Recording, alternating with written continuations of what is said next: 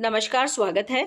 आज हम करेंगे बाल मुकुंद गुप्त के निबंध शिव शंभू के चिट्ठे में राष्ट्रीय चेतना, यानी इनके चिट्ठों के माध्यम से राष्ट्रीय चेतना का भाव कैसे जागृत हुआ और जनता में किस प्रकार की प्रेरणा लाना चाहते हैं, उत्तेजना लाना चाहते हैं, उनकी चेतना का विकास करना चाहते हैं। आइए समझते हैं। देखिए, ये प्रश्न कुछ इस तरह से आ सकता है कि शिव शंभू के चिट्ठे व्यंग्य निबंधों में राष्ट्रीय चेतना का स्वर मुखरित हुआ है, इस कथन को स्पष्ट करें। तो बाल मुकुंद गुप्त जी द्विवेदी कालीन कवि, पत्रकार और निबंधकार थे। ये आप भूमिका में बताएंगे। राष्ट्रीय भावना उनकी सभी रचनाओं का प्रथम स्वर रहा है। गांधीवादी विचारधारा से वे प्रभावित थे और इसी कारण वे अहिंसा में भी विश्वास रखते थे। लेखक अपने देश को स्वतंत्र एवं विकसित देखना चाहते थे। बाल मुकुंद गुप्त ने शिव शंभू के चिट्ठे, ये हिंदी साहित्य में राजनीतिक सामाजिक व्यंग्य का अद्वितीय उदाहरण प्रस्तुत किया है। शिव शंभू एक साधारण भांग सेवी स्वतंत्र देश का नागरिक होकर भी अपने युग की चेतना का प्रतिनिधि बन जाता है। इन चिट्ठों के माध्यम से गुप्त जी ने अंग्रेजी शासन, विशेषकर लॉर्ड कर्जन और भारतीय समाज दोनों पर गहरी चोट की है। लॉर्ड कर्जन की नीतियों का विरोध करते हैं और भारतीय समाज की जो आंखें बंद कर लेने का जो भाव है उनमें, यानी परिस्थितियों को देखकर विवश हो जाना, आंखें बंद कर लेना, आंखें मूंद लेना, मुंह मोड़ लेना उन परिस्थितियों से, यानी चेतना रहित हो जाना, इस बात का भी वो विरोध करते हैं। उनके प्रमुख संदेश और उद्देश्य को हम निम्नलिखित बिंदुओं से समझ सकते हैं। इसमें पहला पॉइंट हम बनाएंगे, चापलूस भारतीयों पर व्यंग्य। शिव शंभू के चिट्ठों का ये मुख्य उद्देश्य है, वो क्या है? राष्ट्रीय भावना है। गुप्त जी ने खुद ये देखा कि अंग्रेज शासक बातचीत में भारतीयों को अपमानित करते हैं। जब भी अंग्रेज बातचीत करते हैं उसमें भारतीयों का अपमान ही छलकता है और यहाँ से वे धन लूटकर अपने देश को खुशहाल कर रहे थे। उधर हमारे कुछ साथी अंग्रेजों के पिट्ठू बनकर उनके हाथों की कठपुतली के समान नाच रहे थे, यानी जैसा अंग्रेज चाह रहे थे उन भारतीयों से वो काम करवा रहे थे। जब लॉर्ड कर्जन दूसरी बार भारत में आया तो यहाँ के जो राजा है, रईस है, धनी लोग हैं, वो दौड़ते हुए बंबई में उनका स्वागत करने के लिए गए। कितने लोग बधाई देने के लिए कलकत्ते जा पहुंचे। गुप्त जी को ये बहुत बुरा लगा, अतः उन्होंने ऐसे लोगों पर व्यंग्य कसे अपनी रचनाओं के माध्यम से। ऐसी घटनाएं हमारी राष्ट्रीय चेतना को आन बान के लिए निश्चय रूप से घातक हैं, यानी हमारी राष्ट्रीय चेतना की जो आन बान है उसके लिए ऐसी घटनाएं घातक सिद्ध होती है। यानी जो हम पर अन्याय कर रहा है कर्जन, उसी की चापलूसी करने के लिए वही भारतीय जिन पर वो अन्याय कर रहा है, वो उसकी चापलूसी करने के लिए उसके पास पहुंच जाते हैं। तो इस प्रकार का भारतीयों का व्यवहार गुप्त जी को अच्छा नहीं लगा, इसलिए उन्होंने उन पर व्यंग्य किया है। उसके बाद है व्यंग्यात्मक शैली का प्रयोग। इस शैली की अगर बात करें तो बाल मुकुंद गुप्त द्वारा रचित शिव शंभू के चिट्ठे एक व्यंग्य प्रधान निबंध संग्रह है, जिसमें लेखक ने व्यंग्यात्मक शैली का प्रयोग किया है। इन निबंधों में अत्यंत शालीनता के साथ जो तत्कालीन ब्रिटिश साम्राज्य में के भारत में प्रतिनिधि थे, कौन? गवर्नर जनरल लॉर्ड कर्जन, उनको संबोधित करते हुए लेखक ने यहाँ भारतीय जनता की दयनीय दशा का वर्णन किया है। तो वहां दूसरी ओर लॉर्ड कर्जन को ये सोचने पर विवश किया कि वह पिछले 1000 वर्षों से गिरी दशा में रहने वाले भारतीय प्रजा के साथ कैसा व्यवहार करे कि इतिहास में अंग्रेजों का नाम इस कारण अमर हो जाए कि उन्होंने एक गिरी हुई जाति के 30 करोड़ लोगों को ऊपर उठाया था।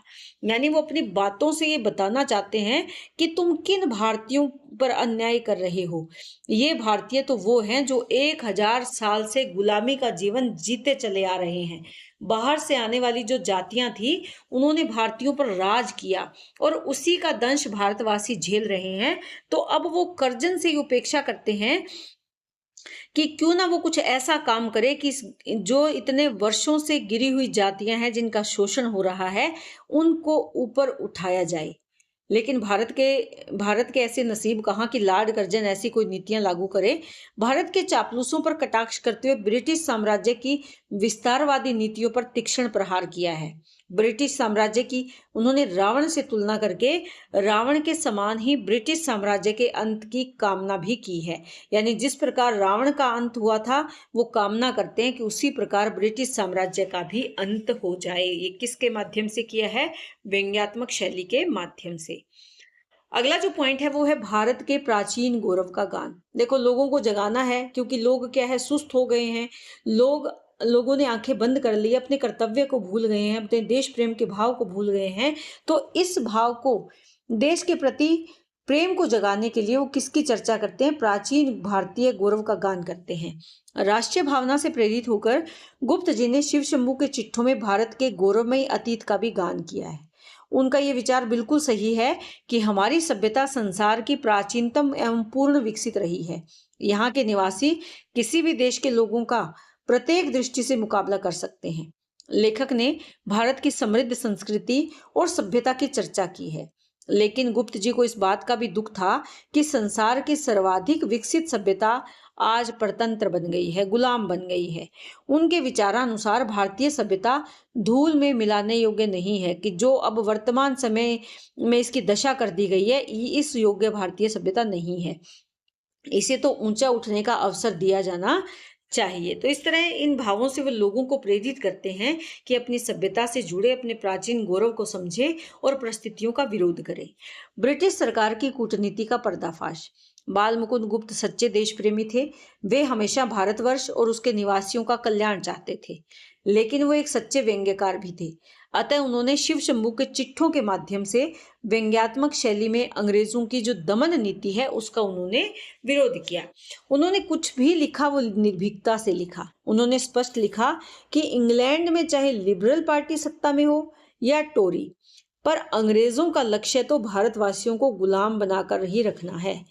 लॉर्ड कॉर्नवालिस के काल में अंग्रेजों के कदम लड़खड़ा रहे थे। बेनाम व्यापारी बनकर भारत आए थे, लेकिन धीरे धीरे उन्होंने भारत पर अपनी सत्ता कायम कर ली। फिर वे लॉर्ड कर्जन को भारतवासियों के कल्याणार्थ कुछ ठोस काम करने की ओर भी प्रेरणा देते हैं। अगला पॉइंट क्या है? देश की प्रजा की कल्याण कामना। एक सच्चे राष्ट्रवादी निबंधकार होने के कारण गुप्त जी सभी भारतवासियों का कल्याण चाहते थे। इसीलिए शिव शंभू के चिट्ठों के द्वारा अप्रत्यक्षतः वे देशवासियों को जागरूक करना चाहते थे। यानी सामने नहीं आ रहे थे, सामने ना आकर फिर भी देशवासियों को जगाना चाहते थे। उन्होंने भले लॉर्ड कर्जन को सचेत किया, उसे भारतवासियों के कल्याण के लिए काम करने की प्रेरणा दी, लेकिन उनका एक उद्देश्य था कि पतन की ओर जाने वाली जो प्रजा है उसका भी कल्याण हो। एक सच्चा राष्ट्रवादी व्यक्ति इस प्रकार का चिंतन दे सकता है जैसा कि उन्होंने दिया प्रजा के कल्याण का। लेखक शिव शंभू के चिट्ठों में लॉर्ड कर्जन को प्रेरणा देते हुए कहते हैं कि उसे सोचना चाहिए कि उसका भारतवासियों के प्रति क्या कर्तव्य बनता है। भारतवासी पिछले 1000 साल से गुलाम बने रहे हैं। यदि लॉर्ड कर्जन उनके उत्थान की ओर ध्यान नहीं देंगे तो ये जाति आने वाले 150 वर्ष और गुलाम बनी रहेगी। भारतवासियों को परतंत्र रखने में निरंकुश शासकों का तो भला हो सकता है, लेकिन प्रजा का भला नहीं। अगर इसे गुलाम बनाकर रखोगे तो गुलाम बनाने वाले लोगों का भला होगा, लेकिन प्रजा का भला, जनता का भला नहीं होगा। परंतु यदि अंग्रेज सरकार इस पतन की ओर जाने वाली जाति को ऊंचा उठाती है, तो उसे स्वतंत्रता दिलाने में सहायता करती है, तो विश्व के इतिहास में अंग्रेजों का नाम हमेशा अमर रहेगा। यानी अगर भारतवासियों का भला करने के लिए अंग्रेज प्रयास करेंगे तो जो विश्व है, संसार है, वो हमेशा उन्हें याद रखेगा।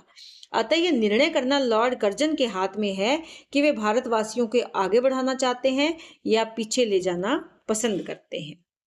अगला पॉइंट है भारत के विकास की चिंता। शिव शंभू के चिट्ठे में लेखक ने लॉर्ड कॉर्नवालिस का उल्लेख करते हुए कहते हैं कि वैज्ञानिक साधनों के अभाव तथा तत्कालीन आर्थिक अव्यवस्था के कारण लॉर्ड कॉर्नवालिस भारत के कल्याणार्थ कुछ विशेष नहीं कर पाया। लेकिन अब राजनीतिक, आर्थिक और सामाजिक सभी प्रकार की परिस्थितियां लॉर्ड कर्जन के अनुकूल हैं। ऐसी स्थिति में वह भारतवासियों का अधिक से अधिक हित कर सकता है। यानी लॉर्ड कॉर्नवालिस के पास इतनी अच्छी परिस्थितियां नहीं थी, लेकिन लॉर्ड कर्जन के पास परिस्थितियां उसके अनुकूल है। तो अगर वो चाहे तो भारतवासियों का भला कर सकता है। लेकिन उसने ऐसा नहीं किया। इसीलिए राष्ट्र के विशाल परिप्रेक्ष्य में वह लॉर्ड कर्जन को कहते हैं कि इस महान देश को पीछे मत फेंकिए। तो जो इनका निबंध है, जो इनका चिट्ठा है, जिसमें ये बात करते हैं कि ये हमारा जो देश है ये महान है और अपने कार्यों से, अपनी नीतियों से इसे पीछे मत फेंकिए, उसमें ये भारत के विकास की चिंता को अभिव्यक्त करते हैं। अगला जो पॉइंट है वो क्या है? औपनिवेशिक शासन की क्रूरता और दमनकारी नीतियों का उद्घाटन। ये पॉइंट हम पहले भी कर चुके हैं, तो उस बात को यहाँ पर भी आपको बताना है, क्योंकि देखिए इस निबंध के प्रत्येक प्रश्न में लगभग उत्तर जब आप लिखेंगे तो इसी प्रकार के पॉइंट आपको देने हैं।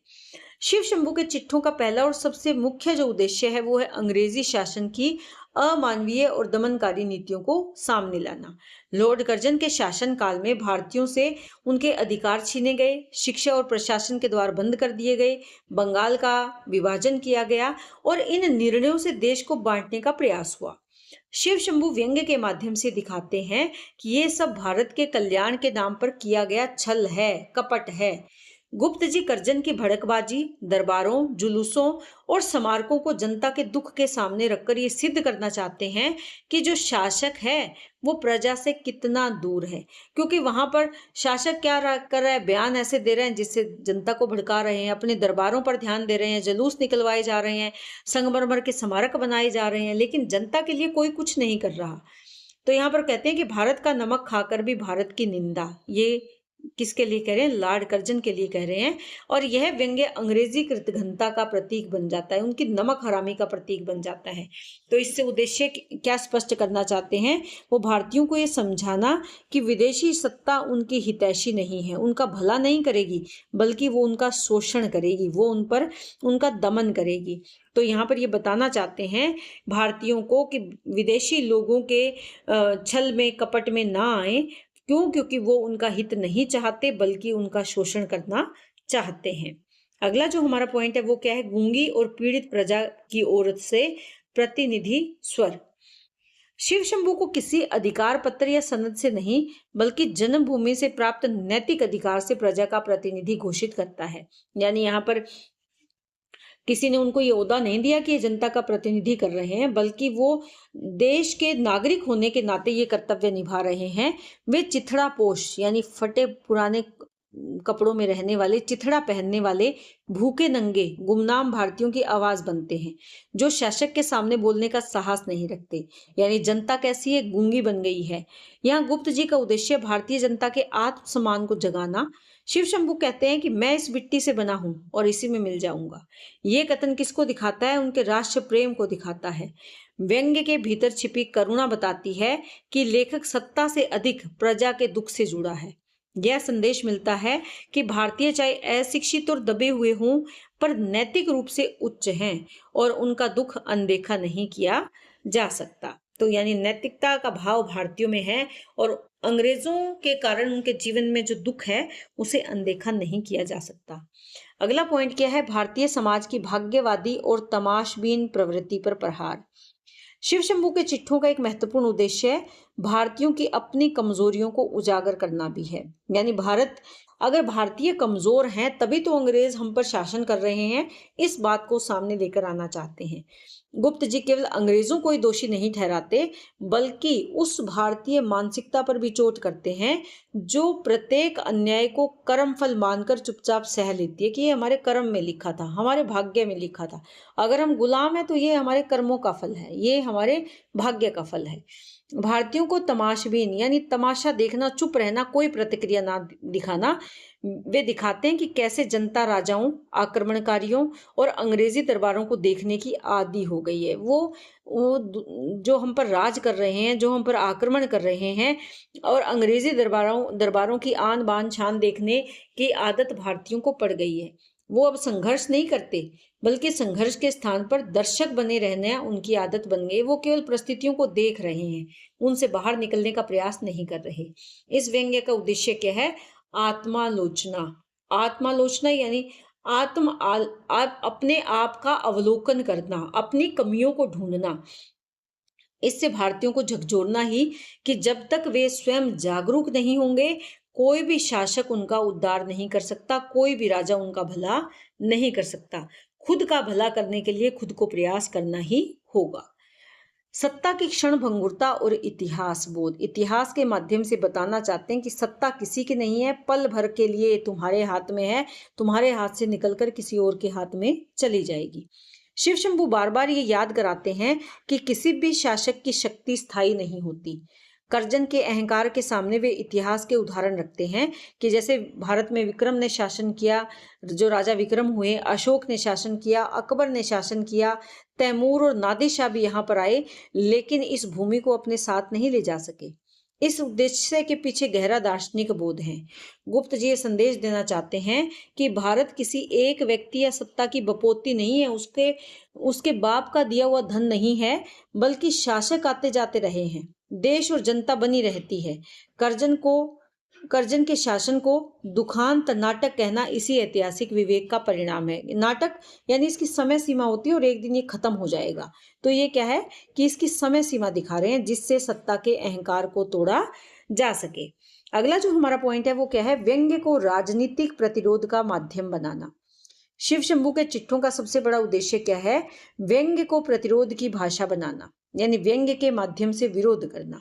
उस समय खुला विरोध संभव नहीं था, इसीलिए गुप्त जी ने हास्य रूपक, मिथक और ऐतिहासिक संकेतों का सहारा अपनी रचनाओं के लिए लिया है।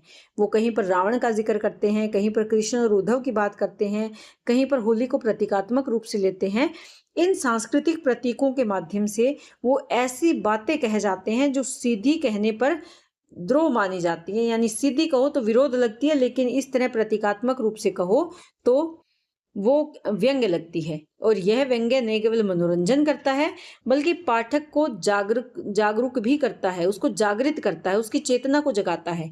गुप्त जी ने सिद्ध किया है कि व्यंग्य केवल हंसी नहीं है बल्कि सामाजिक राजनीतिक परिवर्तन का औजार भी बन सकता है। केवल मनोरंजन के लिए व्यंग्य का प्रयोग ना किया जाए बल्कि एक बड़े बदलाव के लिए व्यंग्य का प्रयोग होना चाहिए। तो निष्कर्ष रूप से कह सकते हैं कि बाल मुकुंद गुप्त ने शिव शंभू के चिट्ठे ये प्रतंत्र गुलाम भारत की करुण कथा, तीखे व्यंग्य और गहरे राष्ट्रबोध का अद्भुत संगम है। इसका प्रमुख संदेश है अंग्रेजी शासन की क्रूरता को पहचानना, अपनी कमजोरियों के प्रति जागरूक करना और ये समझना कि जो सत्ता है वो क्षणिक है, पल भर की है, पर देश और जनता हमेशा बने रहेंगी, शाश्वत है। शिव शंभू की निर्भीक वाणी प्रजा को स्वर और व्यंग्य को प्रतिरोध की प्रभावी विधा बनाती है, बल्कि आज भी राजनीतिक चेतना और सामाजिक विवेक के लिए ये प्रसंग उतने ही महत्वपूर्ण है। इस प्रकार हम कह सकते हैं कि बाल मुकुंद गुप्त ने इन निबंधों में भारत के गौरवपूर्ण अतीत, भारतीय संस्कृति, भारतीयों के हित कामना की चर्चा करके अपनी राष्ट्रीय भावना को व्यक्त किया है। तो उम्मीद करती हूँ कि प्रश्न आपको अच्छे से समझ में आया होगा। बहुत बहुत धन्यवाद। इसी तरह चैनल से जुड़े रहें।